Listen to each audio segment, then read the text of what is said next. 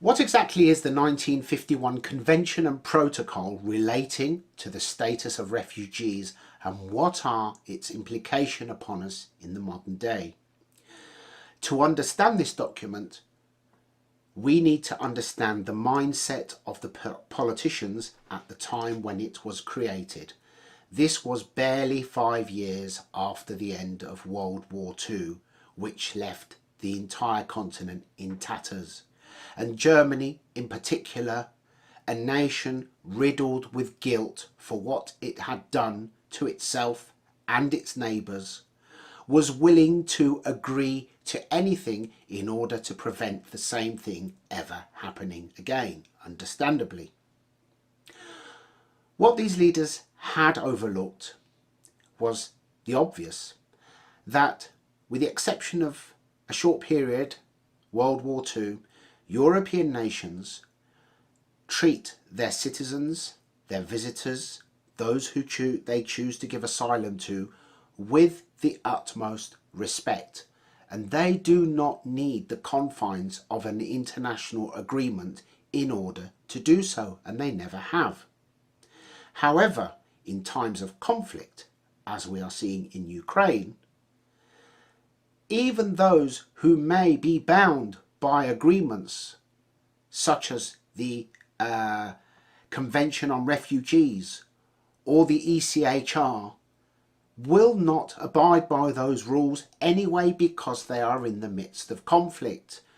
Therefore, it could be argued that the only people who these agreements serve to benefit are those who would wish to abuse it, or those who would seek to profit from it, such as the human rights solicitors, who make lots and lots of money in their part using the legal system to destroy our nations and the nations throughout Europe, because all countries throughout Europe have had enough of their countries being abused, but they seem to be powerless to do anything about it. This all began in 1950, the 4th of November 1950, when the ECHR was created, although it did not come into force until the 3rd of September 1953, and I believe you all know exactly how I feel about the ECHR. And the Convention and Protocol relating to refugees was signed on the 28th of July 1951.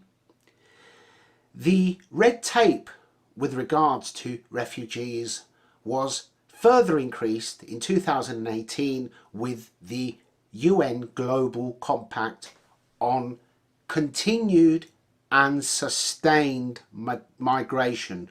Those two words are very important: continued and sustained migration. So we have a document that has tied up the entire continent in knots legally, an additional document to further neuter the ability of European nations to protect their own borders and choose who they would like to admit to their nations, or those who they wish to refuse. And we have the ECHR, which is used by our adorable human rights solicitors to tie us up in knots. As far as I'm concerned, we should leave the ECHR immediately. We should withdraw from the Convention and Protocol with regards to refugees. We should withdraw from the UN Compact on continued and sustained migration, because I believe the UK, as does every other country throughout Europe, has the conscience and the goodwill to take in people based on merit. The UK did not need this document to take in those in need before this document was signed, be it Poles and Italians before, during or after World War II, be it Jewish people between 1870 and 1914, when over 200,000 came to this country and found sanctuary. That is completely different to those who arrive now, entitled and illegally forcing their way into our country and making or demanding that the resident citizens of this country take second place to them. I would urge you to download this document and look through it yourself. I'll place a link where I've posted it on my website. If you'd like to conduct your own Q&A with this document to decipher it for yourself, which I always believe that you should, perhaps I could recommend that you look up an AI. It's called Claude.ai. It's actually very, very good. It's an AI with a conscience. Create a free account.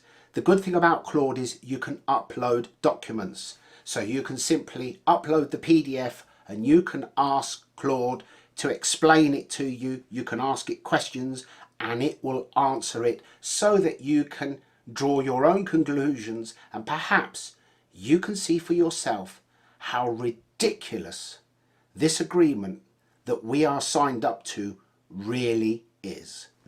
Thank you very much, and I'll see you next time. Bye bye for now.